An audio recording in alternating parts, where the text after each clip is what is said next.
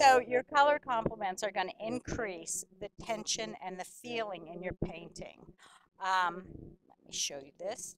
This was my little Rudy. Is this the right way up, or do I need to turn it around? Turn it the other way.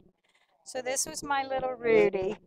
And you can see I did purple and green, which are not perfect complements, but and the yellow and purple. And it was fun. That was a fun painting to do. But I did want it to be very vibrant and expressive, so I used very complementary colors and very energetic colors. So this is the beginning of the Charlie painting. That one was much more vibrant than this one. Can you guys see that? Okay. Here we go. So your color complements are going to increase your intensity, your vibration, your tension, and your conflict. Okay, so if you look at that, right? So here's a beautiful, beautiful little blue and turquoise, right? Isn't that pretty? It's a little bent. Sorry about that. There we go. And if you guys will give me a second, I will find what I'm looking for. So this is all analogous colors, right? It's very calm and soothing. If you did a painting in all three of these colors, it would be very calm on your wall. You'd fall asleep looking at it at night. It would be perfect for, But then we come in and we add just a line of orange. And now your eye goes straight to that orange, doesn't it? Right? Because it's complementary color. This is another orange. So it's blue and orange. Now this happens to be more vibrant. This orange has more energy in it than the other orange. But do you see the amount of tension we've increased just by adding the complementary colors to it? Right? Now you've got something that zings a little bit. It's got zing to it. It's got life. Okay? Now, that being said, guess who does all the work? Value. Value. Okay? So color is nice. It does everything you want it to do. But value is really the one that shows you what your painting is saying. Okay? Value. It gives you focal point, depth, definition, and interest. That's not to say that they don't cross over and that the color complements won't give you a focal point. They will. But you have to have less value elsewhere. Let me show you what I mean. Okay. Now, this is a clip that doesn't want to come off. A lot of you have seen this before. Can you see that? Okay. So this is just a gray piece of paper on a white piece of paper. Now you see that, right?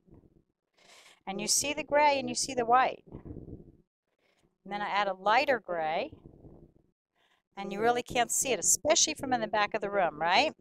You can't see that color. So I can change the color, but if the value doesn't change, it doesn't show up, especially from a distance. If you want to have an analogous painting, you're going to need to have people look at it from 10 feet away. They can't look at from across the room and go, oh, look at that painting. They're not going to. So here's the third value. Which one do you see the most? This one, obviously, right? And then we come in with this. Now where does your eye go? See, so this is value. And I do have one more dark value here. There you go.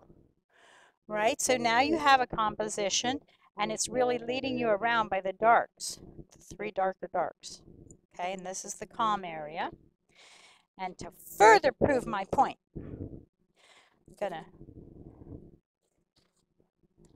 show you guys these. There we go. Can you see that? It's upside down, I bet. Here. Yeah. Can you see what that is? Do you know what it is? Can you see it from the back?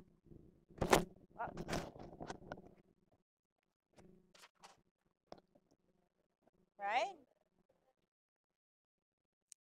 Some of you have seen this before, I'm sure, right? Now, the question becomes, how much value do we use and how much color do we use? Now it's getting to where the value is starting to get mushy because there's not a change in value. It's all going to the dark side of the value scale. Now it's harder to distinguish again. It's just, so you've gone from this value to this value. You see, it's becoming increasingly difficult to see the painting again, but it's at the opposite side of the value scale. This one. And then we add color and value, and we get a better picture of what is going on. So, can you guys hear? Is it good? Everything's good with the mic? So you see the red is always going to read a dark value also. So this is green cellophane, and I'm sorry, it's not perfect cellophane. If it was really green cellophane, the perfect green cellophane, see how it breaks it down into darks and lights? And actually sometimes it's still hard to see. But if you're a beginner and you aren't familiar with value, buy yourself a set of value glasses. It's going to change everything. Can you see that? Changes everything to value. So you can see where you're making your mistake, and you can see if your focal point is in the wrong place, or if you accidentally made something, you know, more intense on the left-hand side, but really you want your focal point to be down here on the right side. So this is going to help you a lot if you're a beginner. And Colleen Dillon is the person who I buy mine from, but I haven't bought them in 5 years, so I don't know if she's still in business. But they have red ones. Cheap Joe's has them too. Okay. So let me just do a little bit of cleanup here. So value is very, very important. You can see in these paintings that I've done of Luna and Charlie, the value change is what makes the painting, because everything's the same color. It's the same, a lot of different values, but it's a chaotic value. So in order to create something, you have to do a value change to make it show up. Right? And you guys understand complementary colors, opposite on the color wheel? And with complementary colors, you can create the best neutrals, the prettiest grays, the prettiest browns, and there's no such thing as mud. You guys know that, right? It's just a neutral. Okay. Now, this, I don't know if I have this out there. I have one of these out there, don't I? No? Okay. So let me show you this. The next paintings we are going to do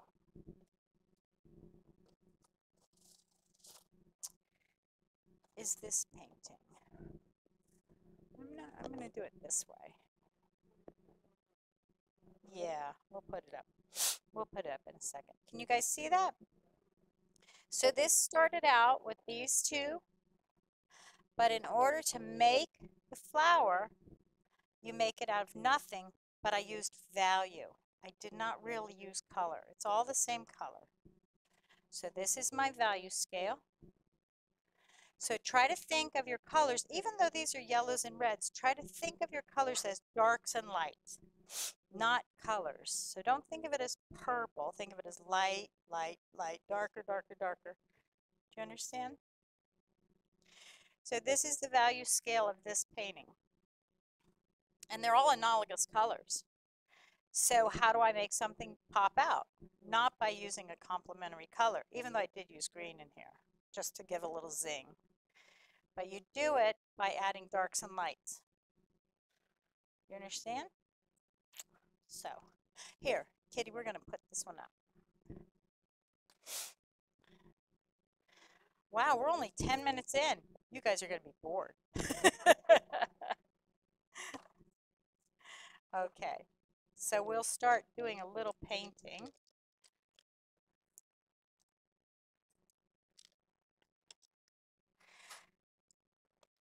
So I still have my old low Cornell brushes. They're still my favorites. I bought out like half of a store one day, I think, when I thought they weren't going to have them anymore. So this is the beginning. We'll get to that, but this is the beginning of that painting. I made this, I increased the value all the way around this so that you guys in the back could see the difference. The painting that I did, where did you put it, Kitty? It's all right, just tell me which one. Okay, so in the middle. So in the middle, it's a lot lighter painting. There's not as much value, but it's not meant to be viewed from 45 feet away. It's meant to be viewed from 15, maybe 20 feet away. This one, you can obviously see it better in the back. It has darker value, so it's carrying itself. Okay? And we'll get to him in a minute. And this is a vertical painting. So I'm going to have to do this a little bit there. Okay. All right. God bless you. Whoever's sneezing. And the colors that I use are Brown Madder, Holbein, Scarlet Lake, Winsor Newton, Quinn Coral, Daniel Smith, Quinn Gold, and Indian Yellow Da Vinci. Holbein has a Thenozolone yellow. That's almost the same yellow, but this is the yellow that I started painting with, and I keep it on my palette. And the Dr. Martens are Gamboge and Deep Red Rose. And you can really get some good colors with that. Okay, you guys ready for the show? Now, I'm going to come in. This color is a really pretty orange, and I just want to show it to you guys. It's Daniel Smith Burnt Sienna. Okay, so it's the sienna, and I can make any of the burnt oranges or anything with this color. That's why I love that color. But we're going to try to find the Brown Madder, which apparently barely made it through the transport thing. And I have a lot of my paints I put in all the different little containers because I really like to change them a lot on my palette. So this is just a water bottle top that I filled the paint with. Can you guys see this? Can you see my palette at all? There you go. There. Okay. And this is the Indian Yellow, which goes all the way down to yellow yellow. And the Quinn Gold. And the Scarlet Lake. And the Quinn Coral. And I didn't use the transparent orange on this.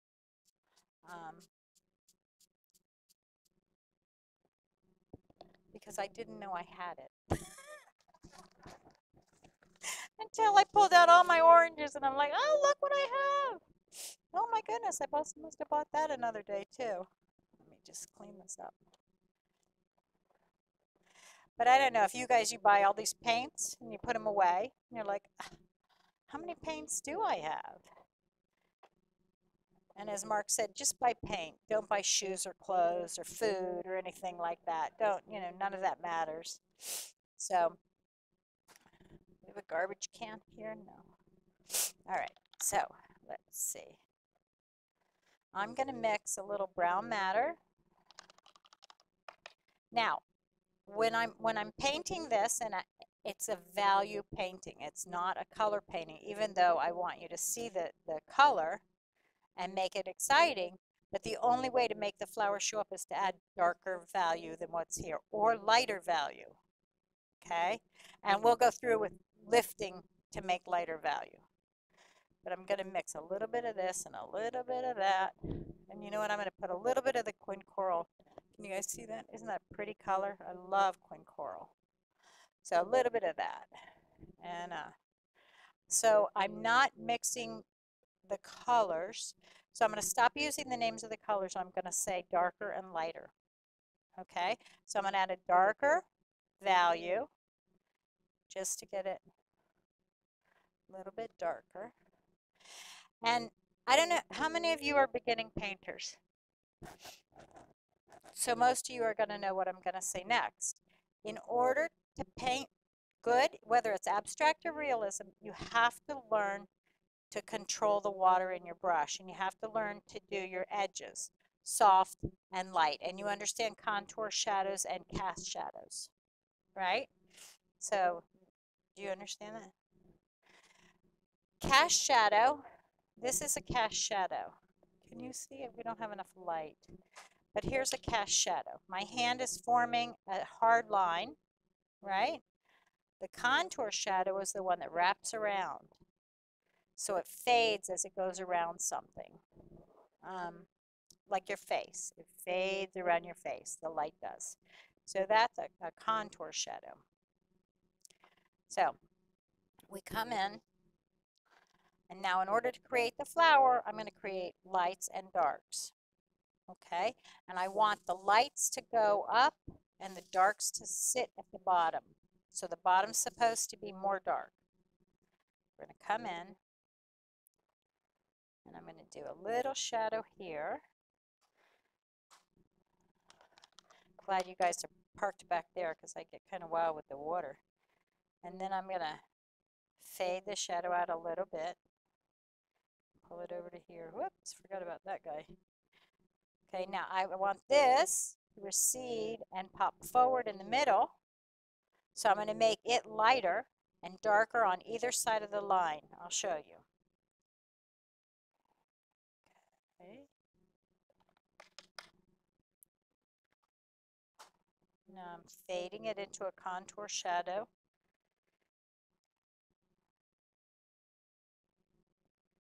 And don't hold me to painting in 2 seconds. I am not like a plein air painter. I don't go sit in front of people and paint. I prefer to be in my corner talking to myself the entire time I paint. And the phone can't ring. Nobody can talk to me when I'm painting. So, okay. So now this is dried a little bit, but I'm going to come in and I'm just going to lightly add a little water here just to smooth it out a touch. Now, do you see that popped out? It popped out because it's dark versus light, not because it's orange versus yellow. You see that? So it doesn't even matter what I say. It's dark versus light, period. So, we're going to, now, it's also negative painting versus positive painting. I want this flower to pop out here along the edge. So I'm going to come in and I'm going to go darker in the more vibrant side. I'm going to go around. Hopefully that doesn't bleed into each other right there because they are a little wet. And I'm going to negative paint around the flower. But I'm negative painting with a darker intensity, a darker color, right?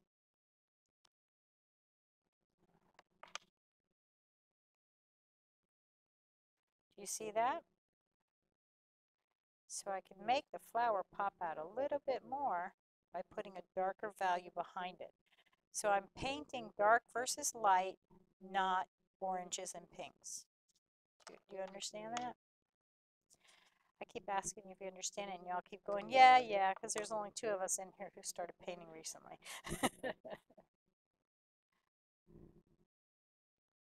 So, now, you see how he has popped out? They both have popped out.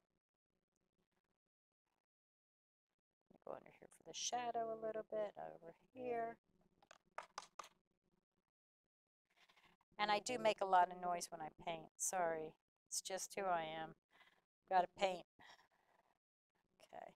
I don't like how when I did this, I put this particular background I did. I used a brush with the inks, and I got brush strokes, which normally I pour the paint when I do these backgrounds. And I want this to stay light because I want it to come forward. So I'm going to try to draw my paint around it as opposed to, whatever. So we don't really care if we get a water spot over here, do we? Nah. So I'm trying to leave this area right here lighter than the area around it. I draw up here. So I'm creating something out of nothing. You can also do faces like this, people's faces. Now I'm not adding lights here, I'm just adding clean water. Hopefully it's clean water. Another thing when you're painting, I paint, I use Kleenex. I don't use that many paper towels because I find that Kleenex is softer and it's more forgiving for my painting. And if I take a rough paper towel and I'm constantly doing this to it, I'm abrading the paper a little bit. The Kleenex doesn't abrade the paper, but you can't get the Kleenex with oil in it. That's the other trick. No puffs on this table, so now I need a little bit darker value here. I'm going to come in a little bit darker. I'm going to add a little bit of the pink just to tone it down a touch. I'm sorry, the lighter value just to tone it down a touch. Okay. We're going to pick up the edge. Pick up the edge. Now, do you see it beginning to form? Now, this is also going to have, this is a cast shadow, but it's also a contour shadow because the actual petal bends. Okay, this is definitely a contour shadow. The whole petal bends over. So we have to wait for that to dry a little bit. You're beginning to see the flower.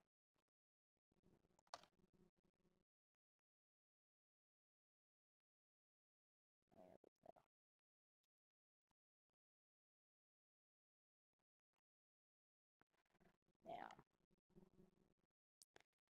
do any of you remember Carlin Holman? She was my very first workshop ever at Chief Joe's in 2004. And she used to have a specific formula for smoothing out your edges. And it was wash your brush, tap it 3 times, dot it once, and come and do it. And, you know, it really did help me at that time because I wasn't very good at controlling my water. And I needed somebody to say, look, do bop, bop, bop, bop, and see what happens, you know, as opposed to me going, oh, why can't I do it, you know? So she was great. She really was. So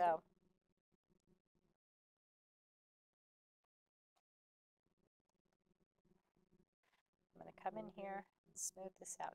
Now, as I get higher on the flower, I want to go a little bit lighter in value because I want the sun to be hitting that side. So I want it to be a lighter value. So I'm going to come in, add just a touch of the darker to the light, and I'm going to come up under here.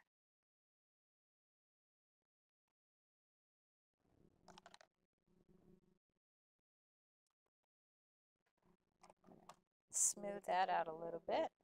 And another thing is your edges should reflect what you're painting. If you're painting a hard, rough cowboy, your edges will be hard and rough. If you're painting a beautiful little orchid, your edges should probably be a little softer. You know, a teddy bear has soft edges, a cowboy doesn't, right? So your edges reflect what you're painting. And it would be very interesting to have the juxtaposition of hard edges on a soft object and have a hard object with soft edges. You know, it would be interesting. That would be something that would be interesting to paint when you think about changing up your painting. Okay.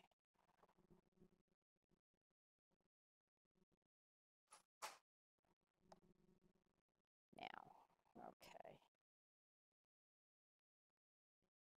There. Now, do you see the painting, the flower beginning to form?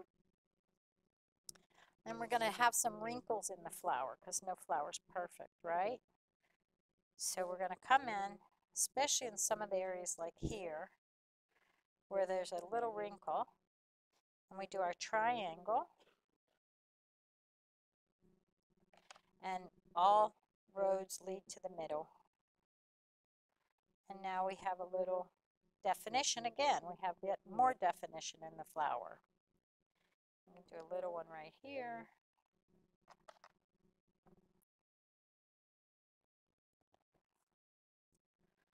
You see that? Nice little wrinkled petal. We have a big fold in the petal, so we have to block some light. So we have to go into dark and think of the light getting blocked right here.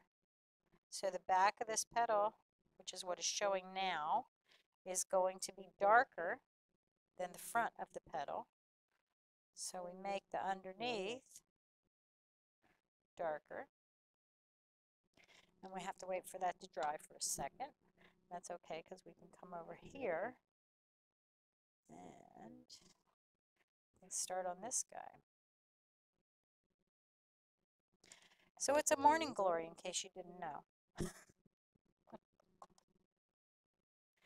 Actually, it is one of those moonflowers that are so invasive.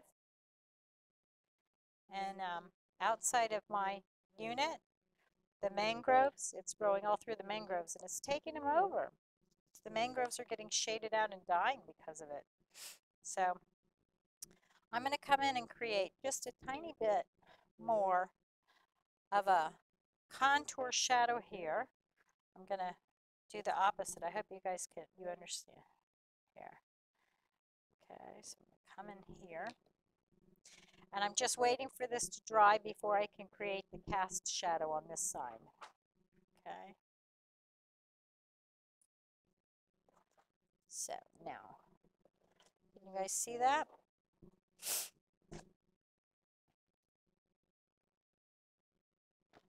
Maybe I'll do this.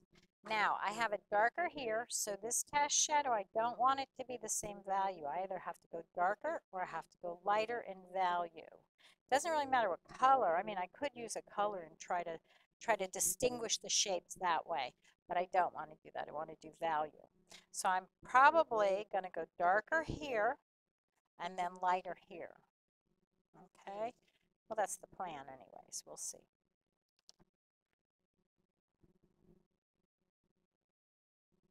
So come down here, and I have almost the same value, right? Can you guys see that? So I have almost the same value. So now I have a value change, right?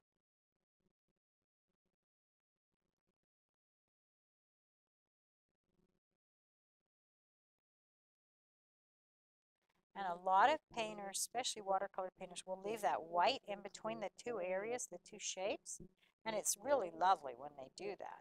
But that's not the subject, that's not what we're doing today. Now I crossed over, and that's okay. I ended up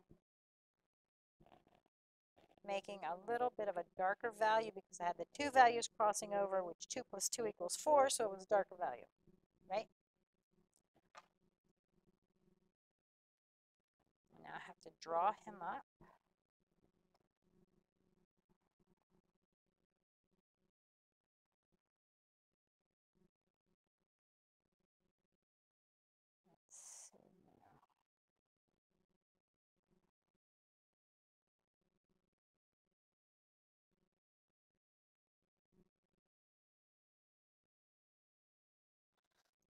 Okay.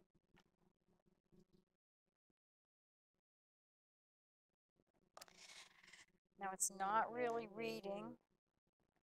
Can you guys see him? I keep pulling it towards me, and I'm sure I'm taking it out of your view. All right. So I'm going to go a little darker here. And I'm not going to go, I'm going to go a mid-tone here.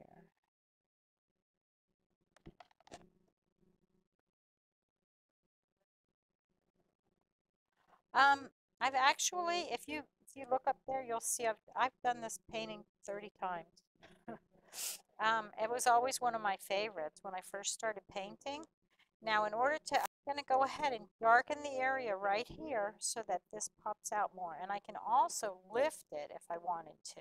Do you see that? See how it's showing up a little bit more because I'm lightening the value. Okay. So, come along here. And I'll probably have to wait for it to dry a little bit more to do that.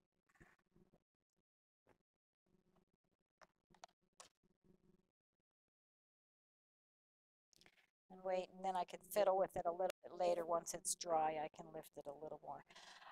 On to, speaking of lifting, it's easy to go darker, but it's harder to go lighter, right? So just a couple of tricks. There are so many out there. And that's the other thing about color theory. You could study color theory for years. People have written gigantic books on color theory. So this is a brief overlay or whatever of color. You just can't, it's too much.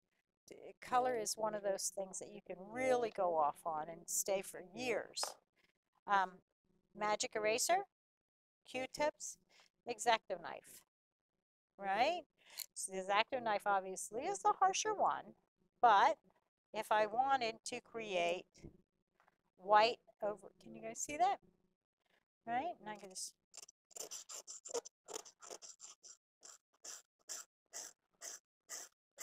now, I want to show you guys something else. Where does your eye go now? Probably to the white, because it's the darkest dark and the lightest light. Actually, it's not the darkest dark, but it is the highest contrast area now. So if I wanted to increase a little white here, on the lip of this where it folds over, I can use this, or I could try to use the magic eraser and hope I don't go out of the lines, you know? And the other thing with the magic eraser is you can cut an acetone, cut the shape you want, and just use a magic eraser in a stencil. Now he pops out a little more because he has a lighter value, so he comes forward. Darker values recede in general, most of the time.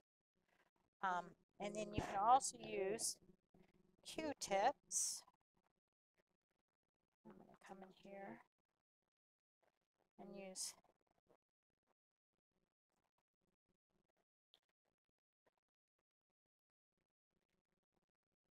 and these they work a little bit. Some people really use a lot of Q-tips. Is it Pat Dews who uses Q-tips? No.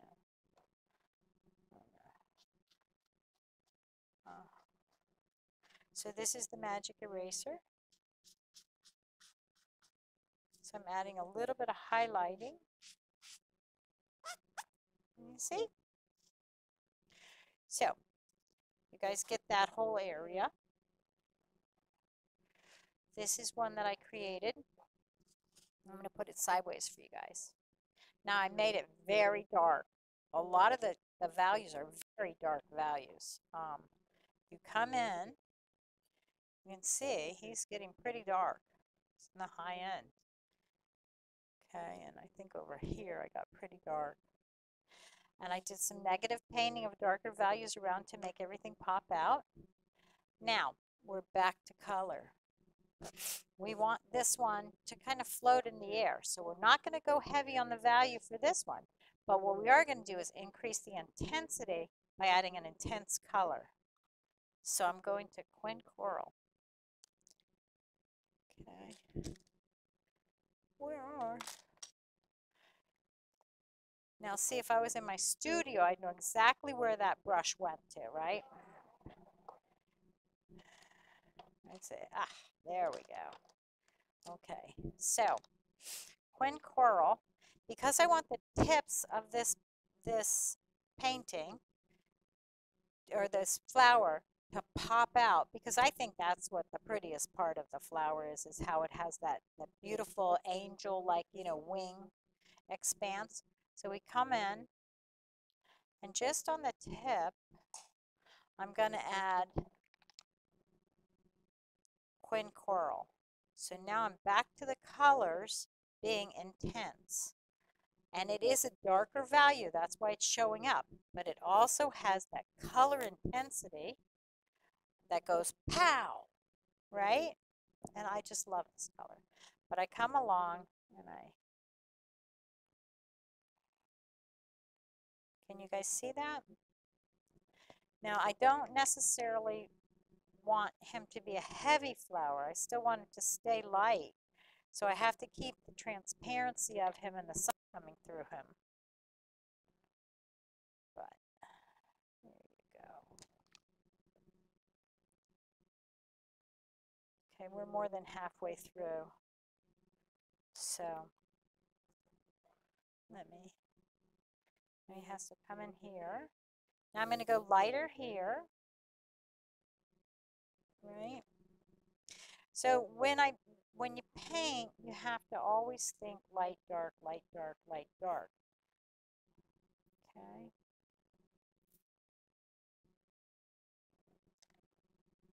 So you see that shows up only because it's darker. It's almost the same color. Well, not almost, but it's darn close.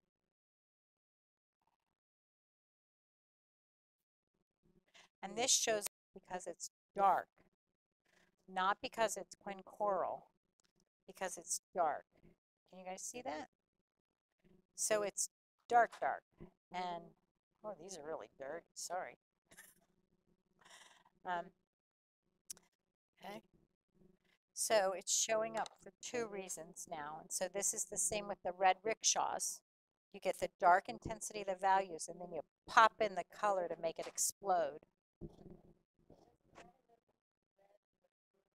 No, actually, let me show you. Now, these were watered down a lot because the painting is not a green painting. Okay, this is leaf green. This is leaf green, and I have them, do you see them? So I let them be darker. So if I come in and I add some pops of green here and there, do you see that? And the green, the complementary green, this leaf green is complement of the Quin Coral.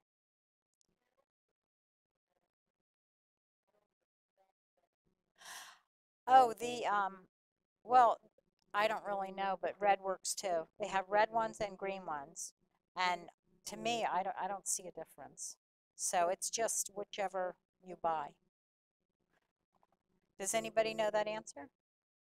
Why a red filter would appear different than the green? Yeah. Yeah, I don't really understand that. But again, that's probably color theory, and you could go on for a year and a half on that one too.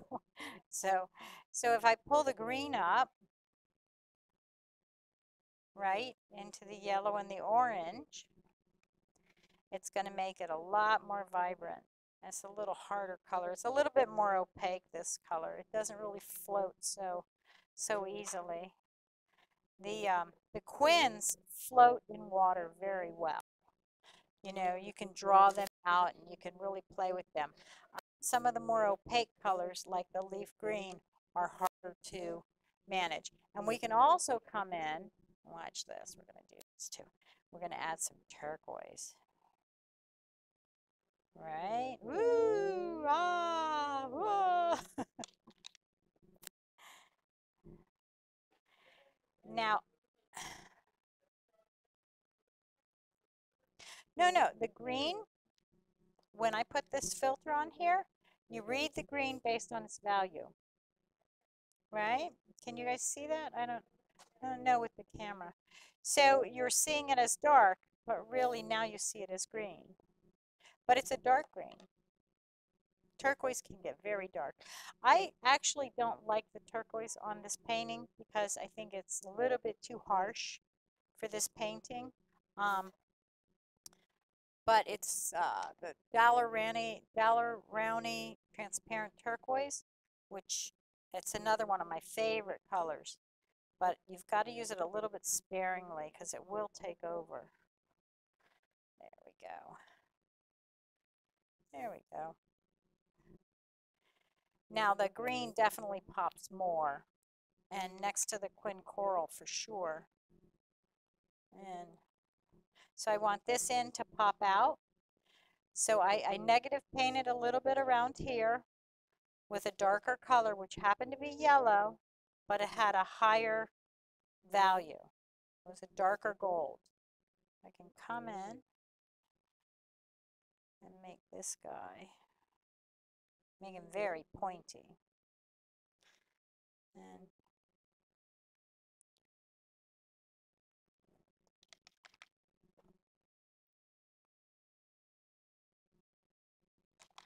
so again, I'm not thinking in terms of really color so much as it's darker to make it stand out. Dark against light is always the way to think.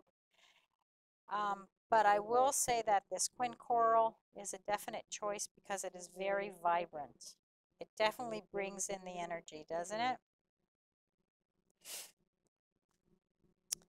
And we can pull him out a little. Now, by pulling this guy out is because I'm putting in a darker yellow, and it's not that it's too much darker, but it definitely has a change in value. All right? So we're always thinking dark versus light, and I don't want to touch the yellow up here because I want the whole painting to come and go from dark to light. But I may have to make some of these things stand out.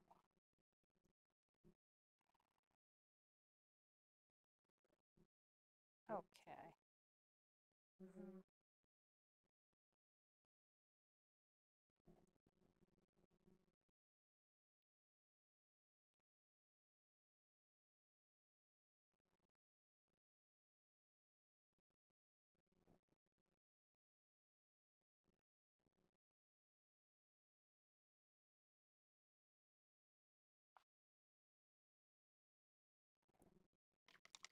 So if we get too dark, then we miss what we had.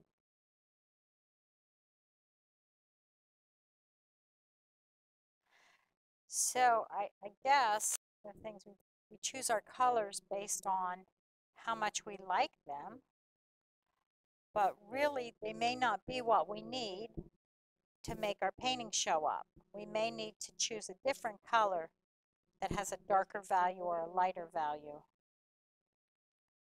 And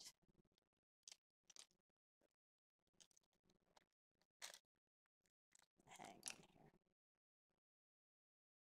So these little tiny flats, I call them my cleaners. They're kind of like the workhorse in there.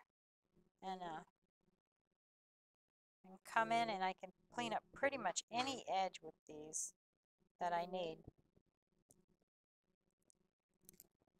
So on the curls, we need to go dark versus light. And over here, I'm going to negative paint this guy.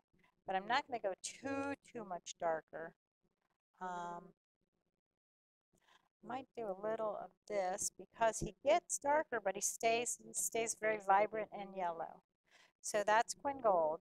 But the reason I'm choosing him is because he's a little bit darker and he can go from dark to light very easily. So I can get him really dark up here against the edge of the painting, or the edge of the flower.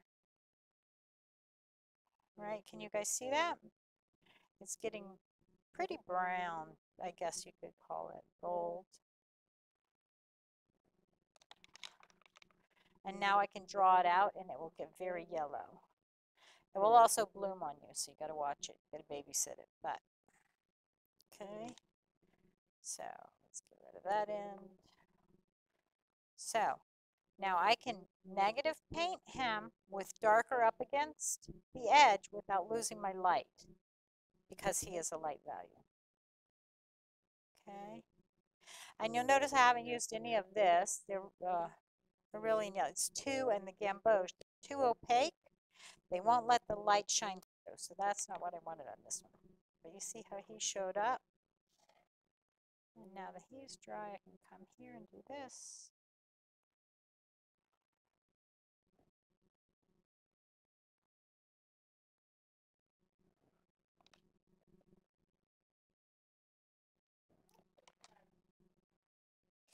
This, I really still prefer Arches 300. It's very sad. It was fine when it was just a few dollars, you know, and I could justify it. But now I don't know if I can continue to justify it. I think they're going to price themselves out of the market. I don't know what's going to happen. We'll see. Um, so I have no idea. I may end up having to go to a different brand of paper. Um, I did. I actually painted a couple of portraits on Fabriano. And the Jack Richardson, I painted some portraits on that, and it was such a soft paper that the skin came out beautiful because the paper was so soft that the skin looked like you could just velvet touch it, you know? So that was nice. And I have painted on the Fabriano, um, and that was pretty good. It was fine. You know, you always go back to the one that you started with, you know, one you've painted the most on. So, can you guys see it now? I went outside the lines. Oh no! So, I know. Why would I do that though?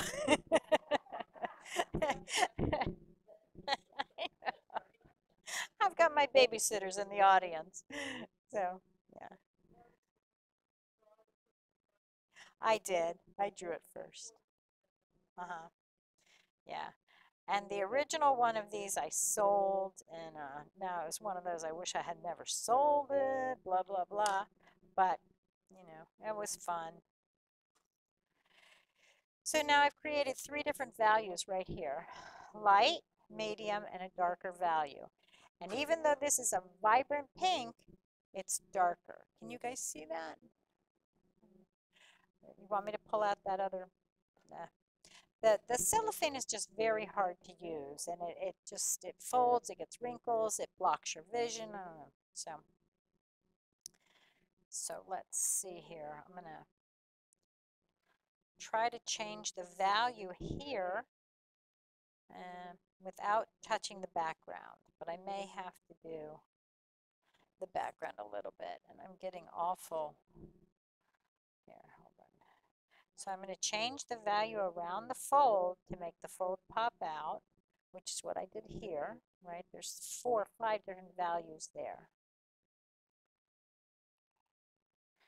So instead of thinking of orange or pink, I'm trying to think who is darker, who is lighter, right? Who is more transparent, who's a softer color maybe, it goes a little lighter.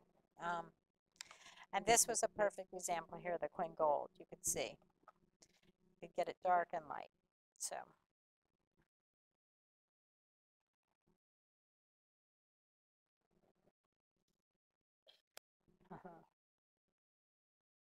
So you mean you guys can't see what I'm doing?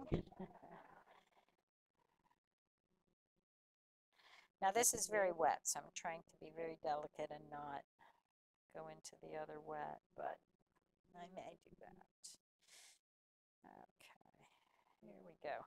Now I'm going to end up having a negative paint here a little bit. So now my question becomes, I don't want to lose my lights, but I have to go darker to make this stand out. Or do I go even lighter? Well, in order to go lighter, I would have to scrub away what's already there. And I don't really want to do that. So I'm just going to go a little bit darker around the outside and make it pop out a touch. I only have 3 minutes, so if we may have to paint and dash. There. So see how that's showing up a little bit more? Because I went darker versus lighter. There you go. Can you guys see that? Yeah. So, did you guys enjoy yourselves? Good. Questions? Right.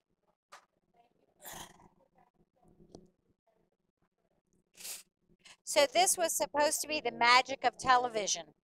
This one here.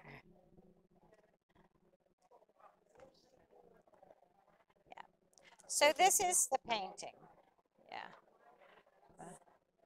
So this is the painting. This one is a lot darker to show you guys, but this is subtler, but